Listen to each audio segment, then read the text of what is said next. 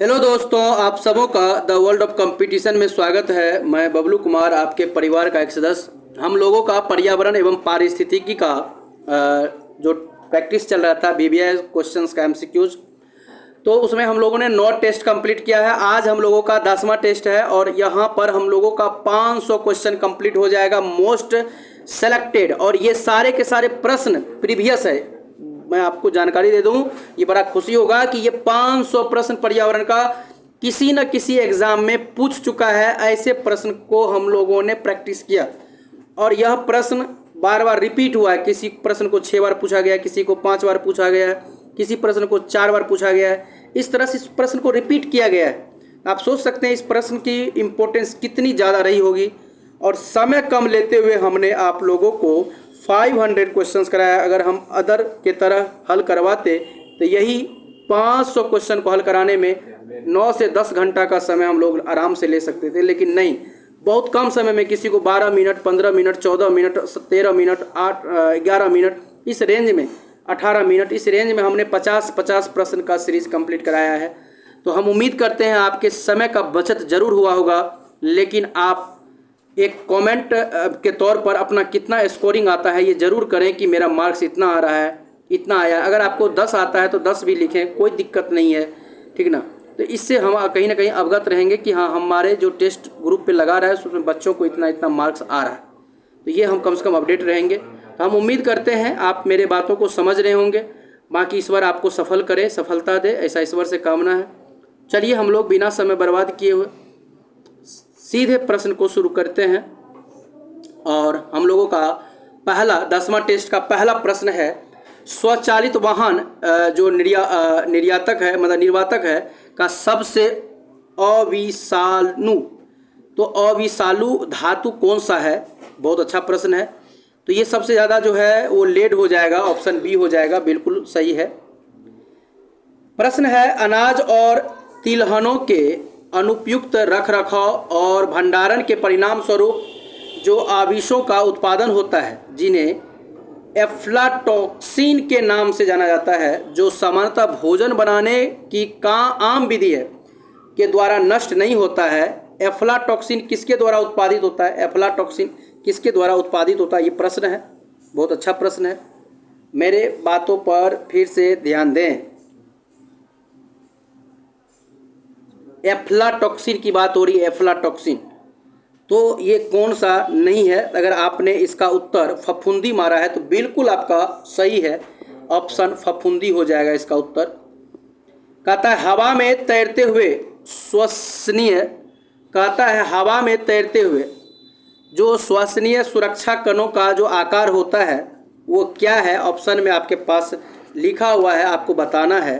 अगर आपने इसका उत्तर 5 माइक्रोन से कम अटेम्प्ट किया है, ऑप्शन डी, तो आपका उत्तर बिल्कुल सही है।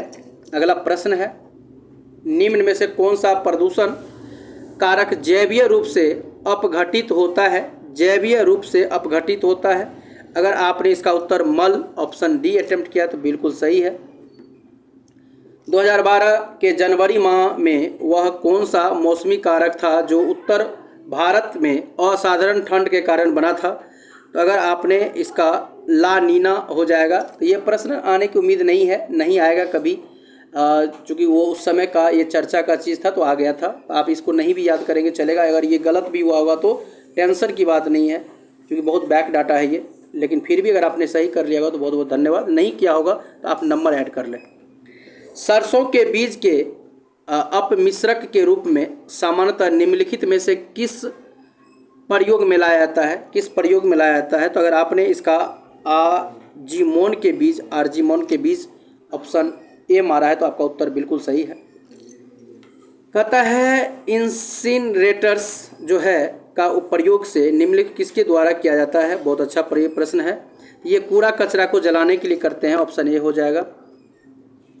निम्नलिखित में से किसके संदर्भ में ताप अपघटन और प्लाज्मा गैसीकरण शब्द का उल्लेख किया गया है? शब्द का उल्लेख किया गया है, प्रश्न है, ध्यान देंगे। तो कहता है जो उल्लेख किया गया है, ऑप्शन आपके सामने में है। अगर आपने अपशिष्ट से ऊर्जा प्रौद्योगिकी, ऑप्शन डी, अटेम्प्ट किया तो आपका उत्तर सही है। विश्व जल संरक्षण दिवस कब मनाया जाता है? बहुत अच्छा प्रश्न है। विश्व जल संरक्षण दिवस कब मनाया जाता है? अगर आपने विश्व जल संरक्षण दिवस क्वेश्चन हमने पूछा, ये 22 मार्च को हो जाएगा, ऑप्शन बी हो जाएगा। निम्नलिखित में से कौन जो है जैविक संसाधन नहीं है? जैविक संसाधन नहीं है तो शुद्ध जल जो है एक संसाधन जैविक नहीं है, शुद्ध जल में जीव का जीवन संभव नहीं है। इनमें से किस पर्यावरणविद को जल पुरुष के नाम से जाना था? बहुत अच्छा प्रश्न है। जल पुरुष जो है राजेंद्र सिंह को कहते हैं, जल पुरुष राजेंद्र सिंह को कहा जाता है, ऑप्शन बी हो जाएगा। पीने के पानी को शुद्ध करने के लिए निम्नलिखित गैसों में से किसको का यूज करते हैं? याद रखेंगे, इसके लिए क्लोरीन मिलाते हैं, क्लोरीन, ऑप्शन बी हो जाएगा, क्लोरीन मिलाते हैं। अगला प्रश्न है, जल प्रदूषण निवारण और नियंत्रण अधिनियम किस वर्ष लागू किया गया था? बहुत अच्छा प्रश्न है। किस वर्ष लागू किया गया था? किस वर्ष लागू किया गया था, ये प्रश्न है। अगर आपने इसका उत्तर 1974 अटेम्प्ट किया, बिल्कुल आपका उत्तर सही है। वाटर जो सेंस एक्ट है, वाटर याद रखेंगे, वाटर सेस एक्ट मतलब prevention and control of pollution, ये कब हुआ? 1977 में हो जाएगा, ऑप्शन सी हो जाएगा। पेयजल में संख्या प्रदूषण सर्वाधिक है, संख्या प्रदूषण तो कोलकाता हो जाएगा, ऑप्शन सी हो जाएगा। निम्नलिखित में से कौन जल को जीवाणु मुक्त करने हेतु प्रयुक्त किया जाता है या होता है? जीवाणु मुक्त करने हेतु, ऑप्शन आपके सामने में है। अगर आपने इसका उपयुक्त सभी अर्थात ओजोन, क्लोरीन अर्थात क्लोरेमीन अगर आपने अटेम्प्ट किया है तो बिल्कुल सही, ऑल ऑफ दीज हो जाएगा, मतलब उपयुक्त सभी हो जाएगा। निम्नलिखित झीलों में से किसको अभी हाल ही में राष्ट्रीय झील संरक्षण परियोजना के अंतर्गत सम्मिलित किया गया है? ऑप्शन आपके सामने में है। किसको सम्मिलित किया गया है? किसको सम्मिलित किया गया है हाल ही में राष्ट्रीय झील संरक्षण के तहत? किसको सम्मिलित किया गया है? अगर आपने भीमताल अटेम्प्ट किया है तो बिल्कुल आपका उत्तर सही है, भीमताल। निम्नलिखित में से किस वर्ष भारत सरकार द्वारा केंद्रीय गंगा प्राधिकरण का गठन किया गया है? केंद्रीय गंगा प्राधिकरण का गठन किया गया है। अगर आपने इसका उत्तर 1985 अटेम्प्ट किया तो आपका उत्तर बिल्कुल सही है, सी हो जाएगा। केंद्रीय बजट 2014 में समन्वित गंगा संरक्षण अभियान को क्या कहा गया था? याद रखेंगे, तो अगर इसका नमामि गंगे के नाम से, नमामि गंगे, ऑप्शन डी हो जाएगा। राष्ट्रीय गंगा नदी बेसिन प्राधिकरण का गठन किया गया है, किस ईस्वी में किया गया है? अगर आपने इसका उत्तर फरवरी 2009 अटेम्प्ट किया तो बिल्कुल आपका उत्तर सही है। झारखंड राज्य गंगा नदी संरक्षण प्राधिकरण डैश में गठित की है, किस ईस्वी में किया गया है? तो 2009 ईस्वी में किया गया, ऑप्शन सी हो जाएगा। 2009 में भारत में स्वच्छ गंगा के लिए निम्न स्थापित किया गया है, मतलब ऑप्शन आपके सामने है। तो किसको, अगर आपने इसका उत्तर तलहटी अर्थात राष्ट्रीय गंगा नदी तलहटी प्राधिकरण, ऑप्शन सी अटेम्प्ट किया तो आपका उत्तर सही है। एजेंडा 21 का सही परिभाषा क्या है? आपके पास ऑप्शन है। एजेंडा 21 का जो है सही परिभाषा क्या है? अगर आपने यह 21वीं सदी का पर्यावरण संरक्षण से संबंधित एक कार्य योजना, ऑप्शन सी अगर आपने चुना है तो सही है। एजेंडा 21 किस क्षेत्र से संबंधित है? बहुत अच्छा प्रश्न है। अगर आपने सतत विकास का अटेम्प्ट किया है, ऑप्शन ए, तो आपका सही है। एजेंडा 21 में कितने समझौते हुए हैं? इसके अंतर्गत 4 समझौते, एजेंडा 21 के 4 समझौते जो सतत विकास से संबंधित है। इसका मकसद है कि 21वीं सदी में पर्यावरण के समस्याओं को निजात करना, उस समस्याओं को दूर करना। एग मार्क एक्ट भारत में कब लागू किया गया? एग मार्क एक्ट भारत में 1937 में लागू किया गया, ऑप्शन ए हो जाएगा, 1937।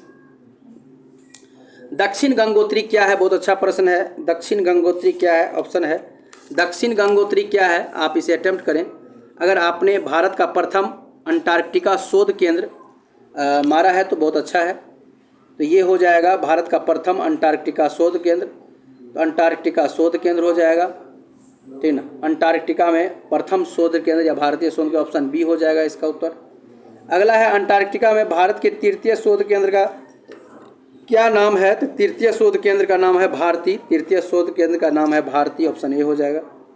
केंद्रीय शुष्क क्षेत्र अनुसंधान संस्थान जिसको काजरी, वो अवस्थित है, वो कहाँ अवस्थित है? काजरी जो है वो अवस्थित है, ये अवस्थित है जोधपुर में, जोधपुर में, ऑप्शन डी हो जाएगा। Central arid zone research institute स्थित है, ये कहाँ स्थित हो जाएगा? जोधपुर हो जाएगा, बी हो जाएगा। Indian institute of ecology and environment अवस्थित है, Indian institute of ecology and environment जो है अवस्थित है, ये है नई दिल्ली में, नई दिल्ली में। निम्न कहता है निम्न संस्थानों में से किसमें पर्यावरण सूचना प्रणाली का जनसंख्या एवं पर्यावरण केंद्र स्थित है? बहुत अच्छा है, किसमें पर्यावरण केंद्र स्थित है? तो IIPS मुंबई में, IIPS मुंबई, ऑप्शन सी हो जाएगा। प्रत्येक वर्ष दिए जाने वाले इंदिरा गांधी पर्यावरण पुरस्कार का आधार क्या है? तो याद रखेंगे उसका मुख्य आधार क्या है? तो इसका मुख्य आधार होता है, याद रखेंगे, पर्यावरण के क्षेत्र में सार्थक योगदान दे, ऑप्शन ए हो जाएगा। विज्ञान के क्षेत्र में किस एक में बोरलॉग पुरस्कार दिया जाता है? तो बोरलॉग पुरस्कार कृषि के क्षेत्र में, बिल्कुल सही है। नॉर्मन बोरलॉग को किस क्षेत्र में नोबेल मिला था? इसको तो मिला था शांति क्षेत्र में, ऑप्शन डी हो जाएगा। टाइलर पुरस्कार किस क्षेत्र में प्रदान किया जाता है? टाइलर पुरस्कार जो है ये पर्यावरण सुरक्षा के क्षेत्र में, अर्थात डी हो जाएगा ऑप्शन। राजीव गांधी पर्यावरण पुरस्कार दिया जाता है श्रेष्ठतर योगदान के लिए, मतलब किस क्षेत्र में अच्छा काम करने के लिए राजीव गांधी पुरस्कार दिया जाता है? ये स्वच्छ प्रौद्योगिकी एवं विकास, स्वच्छ प्रौद्योगिकी एवं विकास, अर्थात ऑप्शन नंबर सी हो जाएगा। ग्लोबल 500 पुरस्कार किस क्षेत्र में दिया जाता है? यह जो है पर्यावरण प्रतिरक्षा के लिए दिया जाता है, ऑप्शन सी हो जाएगा।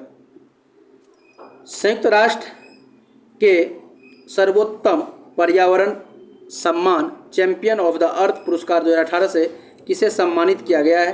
तो ये नरेंद्र मोदी को सम्मानित किया गया, ऑप्शन ए हो जाएगा।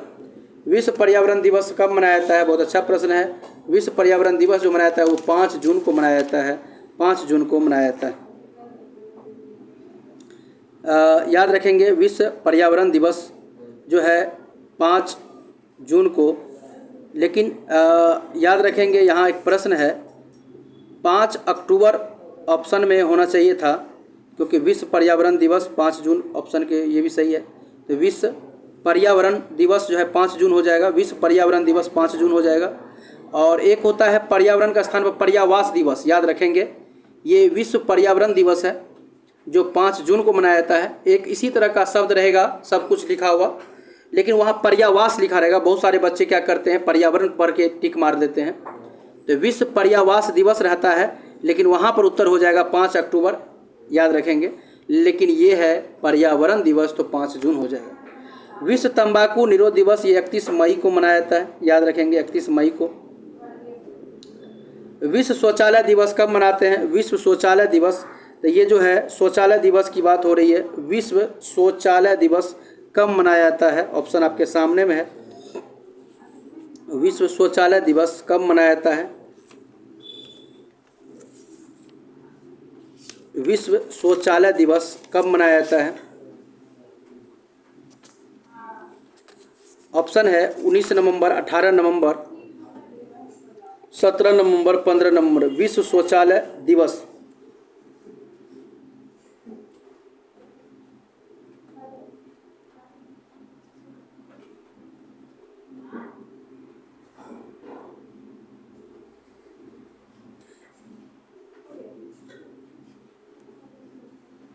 अगर आपने 19 नवंबर मारा है तो सही है, 19 नवंबर ऑप्शन ए बिल्कुल आपका उत्तर सही है, याद रखेंगे। विश्व शौचालय दिवस 19 नवंबर आपका इसका उत्तर हो जाएगा। विश्व पर्यावरण दिवस जो है 2018 का मुख्य विषय थीम, तो ये थीम है जो बदलते रहता है, तो ये आप नंबर ऐड कर लें। ये पर्यावरण दिवस का थीम नया अपडेट हर साल आता है, तो आपको याद करना है। अंतर्राष्ट्रीय पृथ्वी दिवस मनाया जाता है, बहुत अच्छा प्रश्न है। जो है विश्व अंतर्राष्ट्रीय पृथ्वी दिवस की बात कर रहा है, तो आपको पता है 22 अप्रैल को मनाया जाता है, 22 अप्रैल हो जाएगा, बी हो जाएगा, मतलब 22 अप्रैल ऑप्शन सी में है। निम्न देशों में से कौन प्रत्येक मास के अंतिम शनिवार को राष्ट्रीय स्वच्छता दिवस मनाता है? अंतिम शनिवार को, तो अगर आपने सियरा लियोन मारा है तो आपका सही है, सियरा लियोन हो जाएगा, ऑप्शन सी हो जाएगा। जयपुर के जंतर मंतर को यूनेस्को द्वारा विश्व धरोहर का दर्जा घोषित हुआ है और 2010 तक कितने स्थलों को यह दर्जा मिलने वाला है। तो ये एक्चुअल में ये भी कोर्स अगर आप नहीं कर पा रहे हैं तो बिल्कुल आप नंबर ऐड कर लें, चूँकि ये नंबर सबको अपना सब ले लेना है। ये अपडेट नहीं है, करंट अफेयर्स का है, उस समय का क्वेश्चन है। यूनेस्को की विश्व विरासत सूची में हाल ही में सम्मिलित की गई इमारत है। बहुत अच्छा प्रश्न है। ये कौन सा इमारत को इसमें सम्मिलित किया गया है, ये प्रश्न है आपका। वैसे उसका उत्तर उससे पहले वाला का 28 होता, लेकिन उस समय करंट अफेयर्स का था, लेकिन अभी उसका ज़रूरी नहीं है। लेकिन 497 का जो उत्तर होगा ये महाबोधि मंदिर हो जाएगा, ऑप्शन सी हो जाएगा। कहता है मेघा पाटेकर का नाम किस आंदोलन से साथ जुड़ा है। बहुत अच्छा प्रश्न है। इसका नाम आप जानते हैं कि नर्मदा बचाओ आंदोलन संबंधित है, ऑप्शन बी हो जाएगा। भारत में रैली फॉर वैली प्रोग्राम का आयोजन निम्न में से किस एक समस्या को उजागर करने के लिए किया गया। तो किस एक समस्या को उजागर करने के लिए, तो ये किया गया था विस्थापितों जो है उसके पुनर्वास की समस्या को उजागर करने के लिए किया गया था। और हम लोगों का आज का लास्ट प्रश्न है, याद रखेंगे। आज का लास्ट प्रश्न है कि निम्नलिखित में से कौन मानव जनित जीवोम का एक एग्जाम्पल है। मानव जनित जीवोम का एक एग्जाम्पल है, ऑप्शन आपके सामने में है। मानव जनित जीवों का एक एग्जाम्पल है तो फसली भूमि हो जाएगा, फसली भूमि। और इस तरह से हम लोगों का 10 टेस्ट कंप्लीट हो गया, जिसमें 500 क्वेश्चंस हमने आपको पर्यावरण पर कराया, जिसमें से 12 से 15 प्रश्न करंट अफेयर्स का इसमें हमने इंक्लूड कर दिया था। टोटल मिला के 500 में टोटल मिला के 15 क्वेश्चन हमने करंट अफेयर्स से रिलेटेड कर दिया, जिसका डाटा एक्चुअल में प्रश्न शामिल किया ताकि आप उस प्रश्न को समझें, उस डाटा को ताकि करंट पढ़ने वक्त आपका ध्यान हिट करे कि इस तरह का प्रश्न आता है, हमको इस पर ध्यान देना है। बाकी हम लोग लेते हैं विराम। बहुत सारी शुभकामनाएं, धन्यवाद। आप लोग सफल हो, आप लोग सक्सेस करें, अपना नाम करें, माता पिता का सर ऊँचा करें, गर्व करें। हम लोग लेते हैं विराम। बहुत सारी शुभकामनाएं, आशीर्वाद, धन्यवाद।